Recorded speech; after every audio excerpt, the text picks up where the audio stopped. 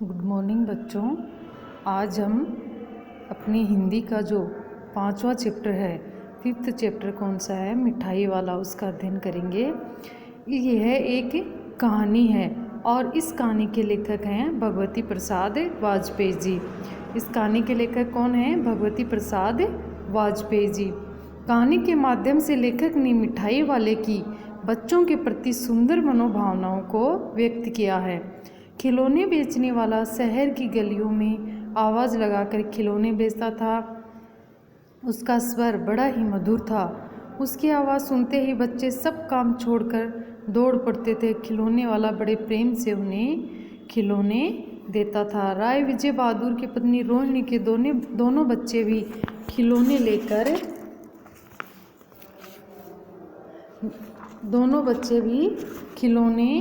लेकर घर पहुँचे। रोहिणी ने उनसे पूछा कि खिलौने कितने में लिए थे, तो उन्होंने बताया कि 2 पैसों में। रोहिणी को इतने सस्ते खिलौने देखकर बड़ा आश्चर्य हुआ। मिठाई वाला खिलौने इसलिए सस्ते बेचता था क्योंकि उसको पैसों का लालच नहीं था, क्योंकि उसके पास पैसे तो बहुत थे, लेकिन जो चीज़ वह यहाँ ढूंढने आता था, यानी उन बच्चों में वह अपने बच्चों को देखता था, तो यही उसके लिए सबसे बड़ी कीमती चीज़ थी। तो वह पैसों के लालच में खिलौने नहीं बेचता था। उसने बताया कि कभी वह अपने शहर का प्रतिष्ठित व्यक्ति था। सुंदर पत्नी, 2 प्यारे बच्चे और सारे सुख साधन घर में थे, परंतु अब कोई नहीं रहा। वह अपने बच्चों का अभाव पूरा करने के लिए घूमता है। उसके पास पैसे की कोई कमी नहीं है। जो कमी है उसे पूरा करने के लिए बच्चों के बीच रहता है। उसी समय रोहिणी के दोनों बच्चे आग और मिठाई के लिए मचलने लगे।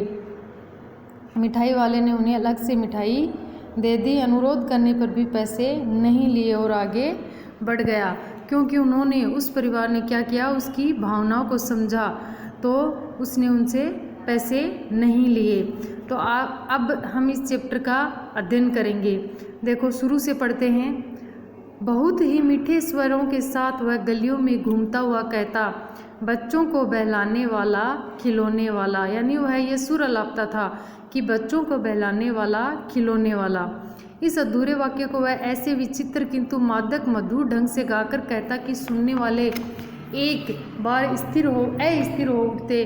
उसके स्नेहाभिषिक्त कंठ से फूटा हुआ गान सुनकर निकट के मकानों में हलचल मच जाती। स्नेहाभिषिक्त होता है स्नेह से परिपूर्ण, प्रेम से परिपूर्ण, यानी भरा हुआ।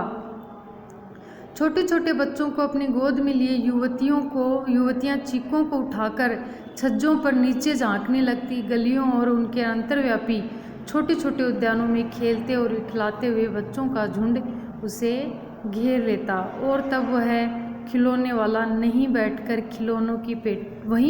खिलौने की पेटी खोल देता, यानी वह बच्चों के झुंड के बीच में बैठकर अपने खिलौनों की जो है पेटी खोल देता था।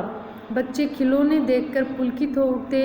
वे पैसे लाकर खिलौने का मोल भाव करने लगते। पूछते, इचका दाम क्या है? ऑल इचका, यानी वो जो बच्चे हैं वो तुतलाती हुई आवाज़ में उन खिलौनों की कीमत पूछते थे।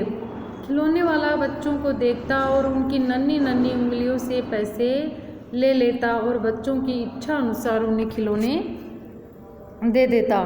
खिलौने लेकर फिर बच्चे उछलने कूदने लगते, और तब फिर खिलौने वाला उसी प्रकार गाकर कहता, बच्चों को बहलाने वाला खिलौने वाला। सागर की हिलोर की भांति उसका यह मादक गान गली भर के मकानों में इस ओर से उस ओर तक लहराता हुआ पहुँचता और खिलौने वाला आगे बढ़ जाता। यानी खिलौने वाला जो ये वाक्य बोलता था, बच्चों को बहलाने वाला खिलौने वाला, तो यह जो है उस गांव के हर गली में, हर मकान में गूंजता हुआ, लहराता हुआ पहुंच जाता था। सबसे ज़्यादा बच्चे इससे बहुत खुश होते थे। राय विजय बहादुर के बच्चे भी एक दिन खिलौने लेकर घर आए। वे 2 बच्चे थे, चुन्नू और मुन्नू। विजय बहादुर के बच्चों के क्या नाम थे? चुन्नू और मुन्नू। चुन्नू जब खिलौने ले आया तो बोला, मेला घोला कैसा चुंदल है। मुन्नू बोला, ओल देखो मेला कैसा चुंदल है, यानी वो तुतलाती हुई आवाज़ में, बच्चों की जो मधुर आवाज़ होती है उसमें बोलते हैं। दोनों अपने हाथी घोड़े लेकर घर भर में उछलने लगे। इन बच्चों की माँ रोहिणी कुछ देर तक खड़े खड़े उनका खेल निरखती रही। रोहिणी कौन थी? चुन्नू और मुन्नू की माँ, यानी राय विजय बहादुर की पत्नी। अंत में दोनों बच्चों को बुलाकर उसने पूछा, अरे ओ चुन्नू मुन्नू, ये खिलौने तुमने कितने में लिए हैं? मुन्नू बोला, 2 पैसे में खिलौने वाला दे गया है। रोहिणी सोचने लगी, इतने खिलौने इतने सस्ते कैसे दे गया है, कैसे दे गया है, यह तो वही जाने, लेकिन दे तो गया ही है, इतना तो निश्चय है। एक जरा सी बात ठहरी, रोहिणी अपने काम में लग गई। फिर कभी उसे इस पर विचार करने की आवश्यकता भी भला क्यों पड़ती। 6 महीने बाद नगर भर में 2-4 दिनों से एक मुरली वाले का आने का समाचार फैल गया। लोग कहने लगे, भाई वाह है, मुरली बजाने में वह एक ही उस्ताद है। मुरली बजाकर गाना सुनाकर वह मुरली बेचता भी है, सो भी 2-2 पैसे में। यानी वह मुरली बजाता भी बहुत सुंदर है और बेचता भी है, और वो भी बहुत सस्ती बेचता है। भला इसमें उसे क्या मिलता होगा? मेहनत भी तो न आती होगी। यानी जब वह मुरली बनाने में या खिलौने बनाने में जो मेहनत लगती है, यानी जो मजदूरी लगती है, वह भी उसकी नहीं आती थी जितने में वह खिलौने बेचता था। एक व्यक्ति ने पूछ लिया, कैसा है वह मुरली वाला? मैंने तो उसे नहीं देखा। उत्तर मिला, उम्र तो उसकी अभी अधिक न होगी, यही 30-32 का होगा। यानी वह 30-32 साल के आसपास होगा, उसकी उम्र ज़्यादा नहीं होगी।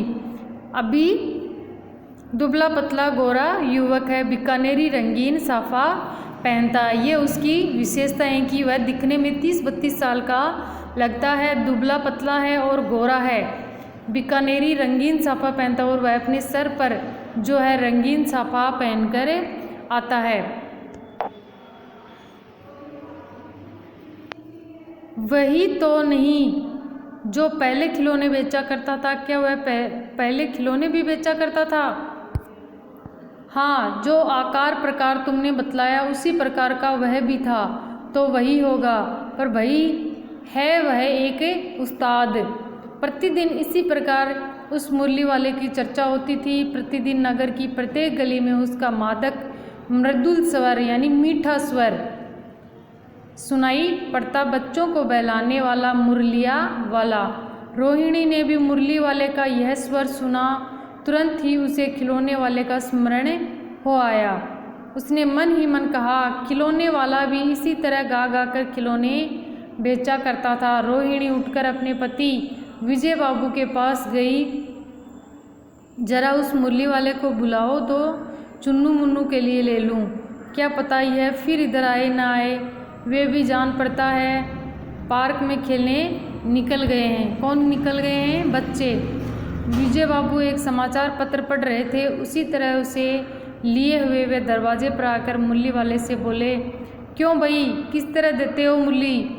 किसी की टोपी गली में गिर पड़ी, किसी का जूता पार्क में ही छूट गया, और किसी की सोथनी यानी पजामा ही ढीली होकर लटक आई है।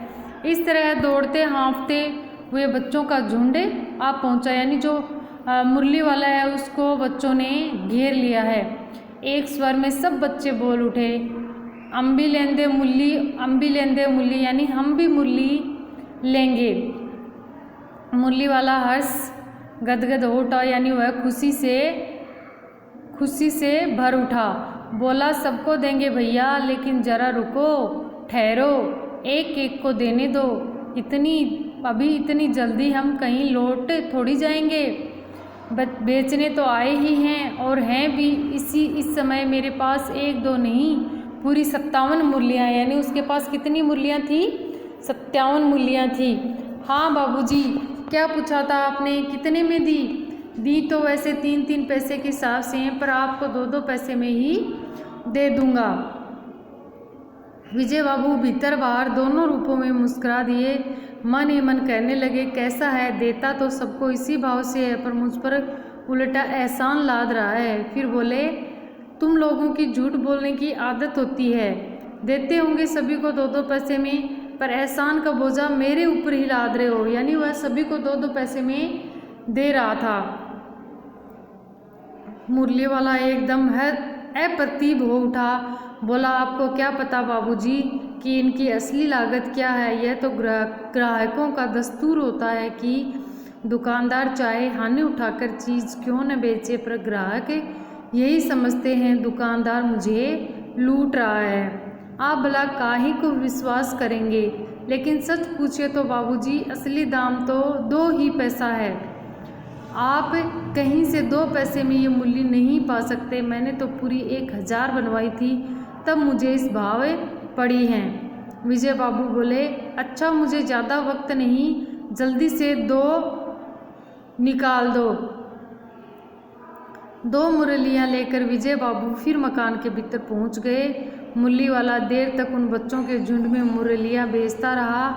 उसके बाद उसके पास कई रंग की मुरलियाँ थी। बच्चे जो रंग पसंद करते, मुरली वाला उसी रंग की मुरली निकाल देता। यानी उसके पास रंग बिरंगी मुरलियाँ थी और वह बच्चों को उनकी पसंद के अनुसार ही मुरली दे रहा था। यह बड़ी अच्छी मुरली है, तुम यही ले लो बाबू।